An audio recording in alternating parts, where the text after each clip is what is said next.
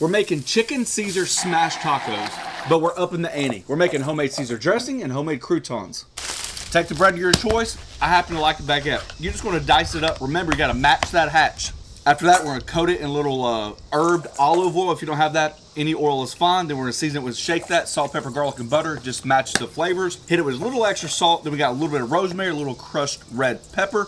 And of course, you're making croutons, you're making Caesar. Throw in some shaved or grated Parmesan cheese. In the oven they go to make your croutons. While those croutons are baking, we have some ground chicken. I don't know what even ratio fat is. I just know that when you're dealing with lean protein, you might want to add a little oomph to it. This is 1 pound, so I figured to do 4 tacos, kind of like a quarter pound each. We've done smashed chicken burger, smashed chicken smash burgers. Thank you. Before, and I did add a bunch of ingredients to the chicken to help oomph it up a little bit, especially in flavor and fat, and it seemed like it really worked. So we're going to mirror that idea today. So let's add an egg, not only for a binder, but that yolk adds a little fat. Mirroring those same flavors, shake that, a couple teaspoons. Ooh, just guessing here, so maybe about a tablespoon of mayonnaise. Panko breadcrumbs. I think it acts not only as a binder, because you might need it, but I do think it helps with the, not dexterity, I guess just texture. Dexterity? Is that a word? Texture on the outside of the chicken when it cooks. So less than a quarter cup. So let's say, what, 2 tablespoons? Something about like that right there. You don't want to overdo it. Just add enough. Whatever enough is for you. Not only for flavor, but color. A little bit of saltiness. Let's add some grated Parmesan cheese. Obviously, if the Caesar has it, you're just trying to mirror those flavors. I don't know, as much as you want. I don't think you can hurt it. All right. Give that a mix. Probably be cautious. Maybe you don't want to overwork it, but I think we're good on that. Yeah, that looks like a mess. Perfect. In the refrigerator it goes, so we can make the most important part of the day, homemade Caesar dressing. Do not be alarmed when it comes to Caesar dressing. We'll give you a quick little tip in case you don't have an immersion blender or even a blender. We're gonna do it straight from scratch. A little bit different. A lot of times you see people using forks. We can go above and beyond on that. It's a technique how I learned even in high school that I don't see people doing quite often anymore, but it is a really good technique. So really quick for the homemade Caesar dressing. I know a lot of people don't like it, but for me it's a non-negotiable. I absolutely love it. I love what it adds. You can actually get these with capers and there's no shame in that game. Fresh garlic is key. I'm gonna rough chop it because as I said, we are gonna blend it. First up, an egg yolk. 3 healthy portions of anchovies. The garlic, Dijon mustard, salt and pepper, and of course that will help as an abrasive as well. A little W sauce, and we're gonna start mixing this up. You need to eyeball it here. I like the acidity.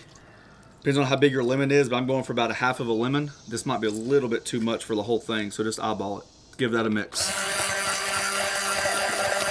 When it comes to oil choice, be careful. You do not want all this to be olive oil. Olive oil is extremely powerful regardless if it's light, extra virgin, original, I don't care what it is. So cut it like a neutral oil. I'm doing avocado oil about 3/4, and then you cut it back in a little bit more olive oil. You can use canola oil, vegetable oil for the big amount. But slow is the key, right? Slow is the key.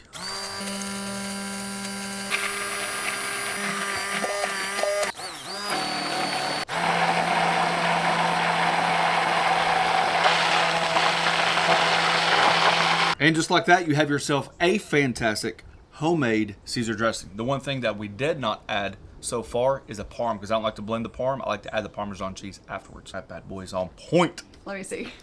Don't tell the girls it's got anchovies in it. Dang, that's good. I love the way the lemon, the Worcestershire, and even the anchovies, you probably wouldn't even know it, kind of hit like back there. It's got like a little zing to it. So really quick about the technique. We got raw garlic and we have the anchovies. So back in the old school days, you basically just do an incredibly small dice. Just be careful, just be confident. Whatever thinness you feel like you can get a hold of, come back over it, and you're going to do like extremely, the smaller you can get this, the easier it is, but don't be alarmed. And the reason why I'm saying this is because when you see people do it with forks, you know, it comes back to the wooden spoon, the abrasiveness and all that other stuff. And how many people have wooden bowls? Not wooden spoon, wooden bowls. How many people have wooden bowls anymore? So you're just going to add just a little bit of salt and take those anchovies. The oil is going to help for friction as well. Give that a rough chop. And now you're just gonna make a paste. So just keep chopping, chopping, chopping, chopping, chopping. And then you're gonna take the back of your chef's knife and you start creating a paste. The salt acts as an abrasive. The oil helps lubricate your cutting board. And you can see right there, that is a good looking paste. So by the time you add the rest of your ingredients, mix that up, really be aggressive with it, and it will really, really add a ton more flavor versus like the little chunks. And just like that, your croutons are done. So we got the dressing done, we got the chicken done, and we got the croutons done. Just so you know, you probably should make more croutons than what you think you should, because they are addictive. Super crunchy. I love crunchy croutons. All right, we have 4 flour tortillas, and to be honest with you, before you even say anything, yes, they're going to cook through, right? Griddle's dripping hot. Chicken only to cook to what? 165? Trust me, we'll be fine. Let's see. So if you have a pound, right? I'm just eyeballing it. No need to just right in half, and we'll eyeball it from there. So like a quarter of it. We just call it an audible. So let's say 20% instead of 25. So that's what happens. So all I'm going to do, I'll just show you quickly. I can get the rest of them knocked out.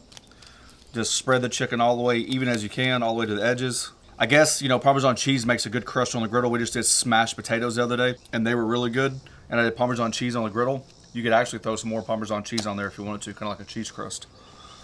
For the griddle temps, I got high, medium, and low, or maybe like a medium low, because remember, you got bleed over. So I'm going to work on this area right here. There's no reason to go on high, but I do want that little extra oomph if I need it. So I'm going to work about right here, that little cross section between low and medium.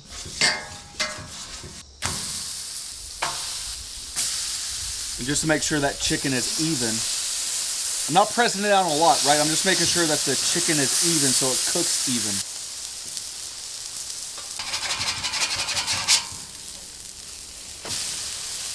Oh yeah. Oh yeah.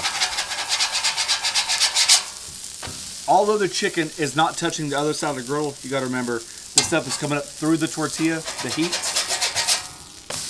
You're fine.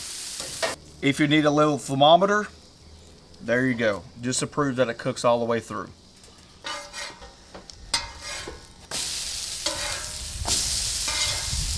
All right, for the Caesar salad, extremely cold romaine lettuce. Got a little tip for you.